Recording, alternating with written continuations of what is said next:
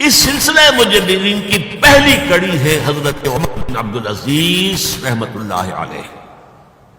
ولادت سن 61 ہجری کی ہے، انتقال ٹھیک 40 برس کی عمر میں 101 ہجری میں ہو گیا. خلافت صرف 2 سال حضرت ابوبکر کی طرح، سن 99 ہجری سے 101 ہجری.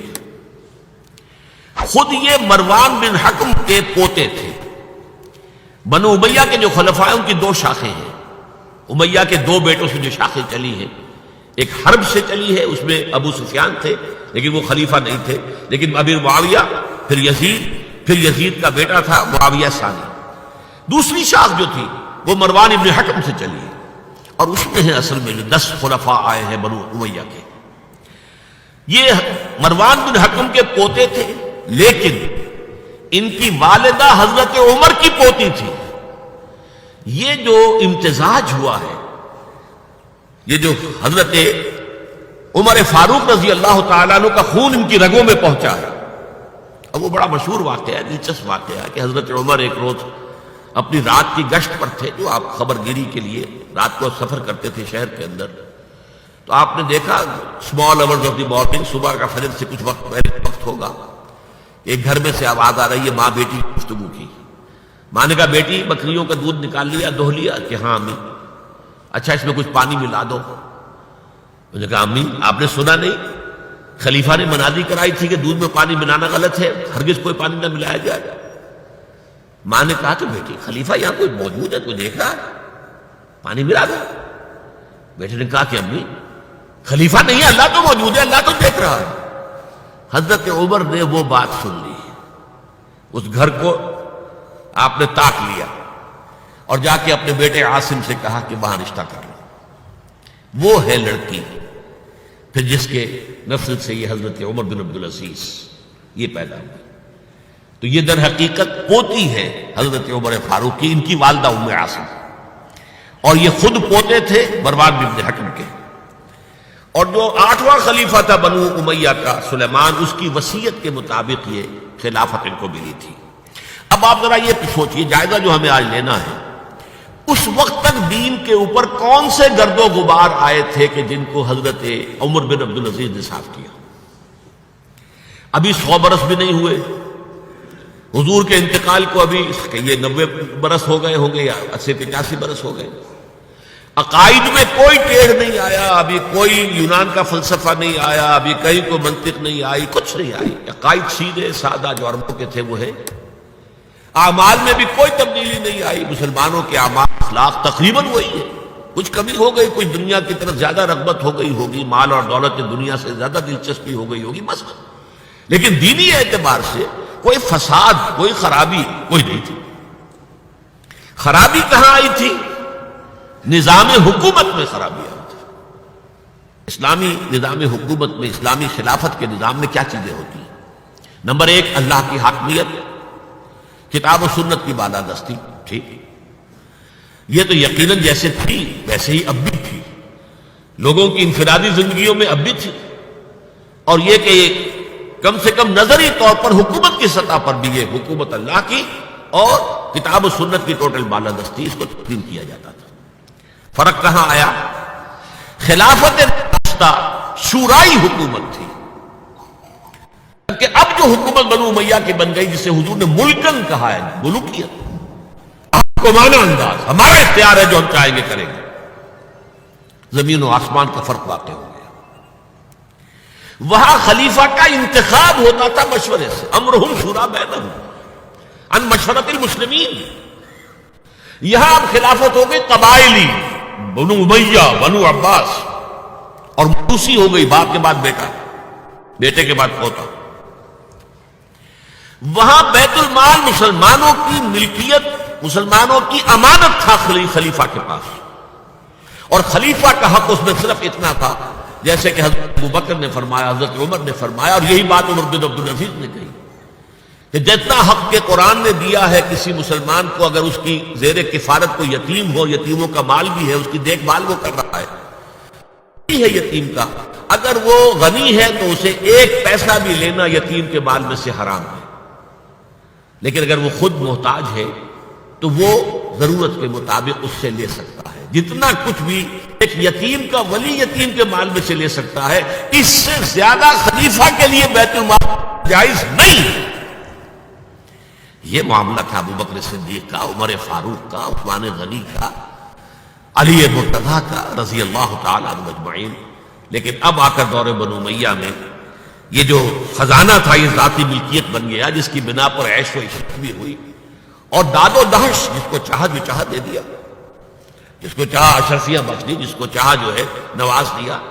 انہوں نے 3 ہی کام کیے. نمبر 1، ان کو خلافت ملی تھی اصل میں سلیمان جو ان سے پہلے خلیفہ تھے ان کی وصیت کی بنیاد پر، لیکن یہ احتیاط کر لی گئی تھی کہ اگر کہیں یہ وصیت پہلے لوگوں کے علم میں آ گئی تو شاید لوگ بغاوت کریں اور حضرت عمر بن عبدالعزیز کو گوارا نہ کریں. لیکن یہ کہ انہوں نے یہ کیا جو اس وقت ذمہ دار لوگ تھے کہ پہلے وصیت پر بیعت لے دی گئی کہ یہ وصیت ہم تسلیم کریں گے. ابھی سلیمان کے انتقال کی خبر بھی نہیں دی گئی، اسے بھی چھپا کر رکھا ہوا تھا. اس کے بعد وصیت کھولی گئی اور حضرت عمر بن عبدالعزیز کیا کہ سلیمان کا انتقال ہو گیا، تب لوگوں نے بیعت کر لی، کیونکہ بیعت تو کر چکے تھے، وصیت کی بیعت کر چکے تھے. اس وصیت سے عمر بن عبدالعزیز برآمد ہو گئے تو وہ بیعت خود بخود ہو گئی.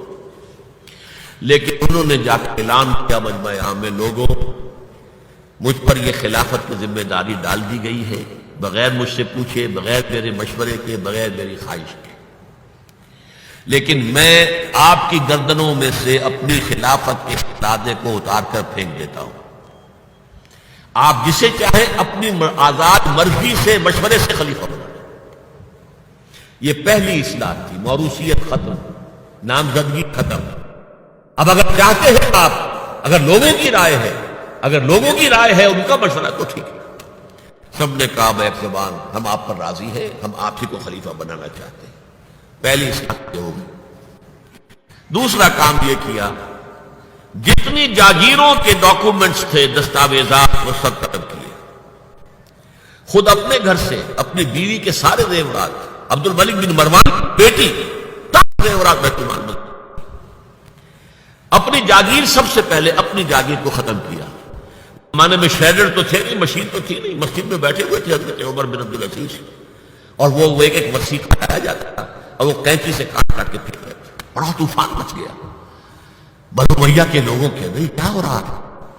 ایک وفد بھی آئے کہ دیکھیے آپ اپنے سے پہلے لوگ جو کچھ انہوں نے کیا تھا، آپ اب جو چاہیں آپ کریں، پہلے جن لوگوں نے جو کیا ہے اس کی نفی تو نہ کیجیے. حضرت عمر بن عبدالعزیز پوچھتے ہیں دیکھو اگر تمہارے پاس ایک فرمان ہو امیر معاویہ کا اور ایک ہو ان کے بعد کسی 5ویں پشت اندر آنے والے کا، تو کے فرمان کو زیادہ اہمیت ہوگی؟ امیر معاویہ کے فرمان کی زیادہ اہمیت ہوگی. تو فرمایا پھر میرے پاس فرمان جو ہے وہ امیر معاویہ سے بھی بہت پہلے کا ہے. میرے پاس اللہ کی کتاب ہے، قرآن ہے، میں اس کی منہ سے طے کر رہا ہوں. لہذا ہو جائے کم وقت میں، کوئی ناراض ہوتا تو ہو. ساری جاگیریں ختم کر دی.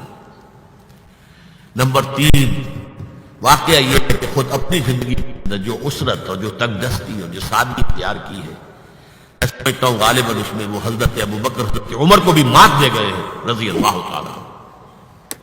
حالانکہ بڑے ہی ایک تو حسین جمیل انسان تھے، خوش شکل، خوش لباس، شہزادے تھے، گورنر بھی رہے تھے. پھر ان کے والد جو ہے طویل اور مصر کے گورنر تھے، وہاں پرورش ہوئی تھی گورنر کے بیٹے کی حیثیت سے. اعلیٰ لباس پہنتے تھے، خوشبو کے اندر اس طریقے سے بسا ہوا کہ جہاں سے گزر گئے ہیں پورا راستہ معطر ہو جاتا تھا. لیکن اب اچانک جو آیا ہے، جیسے بیعت ہوئی ہے خلافت کی، ان کی اہلیہ کہتی ہیں، حضرت فاطمہ ان کا نام تھا، کہ آ کر بیٹھ کر اور مسلے پر رونا شروع کر دیا. میں نے پوچھا کیوں، کیا ہوا؟ کہ یہ جو بوجھ مجھ پر آن پڑا، یہ ذمہ داری. رونا شروع کیا. اور اس کے بعد واقعہ یہ ہے کہ انہوں نے ذاتی زندگی میں کپڑا صرف ایک جوڑا، 2 بھی نہیں تھے. جمعے کے لیے بھی اس کے دھوپ سوکھنے کے لیے انتظار کرنا پڑتا تھا، تب جا کر پہن کر اس کو جمعے میں جاتے تھے. ایک دفعہ آئے ہیں، بچیوں سے گفتگو کر رہے تھے تو بچیوں کو دیکھا، عجیب بات ہے کہ وہ جو بھی بات کرتی ہے پھر اپنے منہ پر ہاتھ رکھتی. پوچھا کیا سبب ہے؟ کہنے لگی آج ہم نے صرف پیاز سے روٹی کھائی ہے، ہمارے منہ سے بدبو آ رہی ہوگی، ہم نہیں چاہتی کہ آپ کو اس بدبو سے تکلیف پہنچے.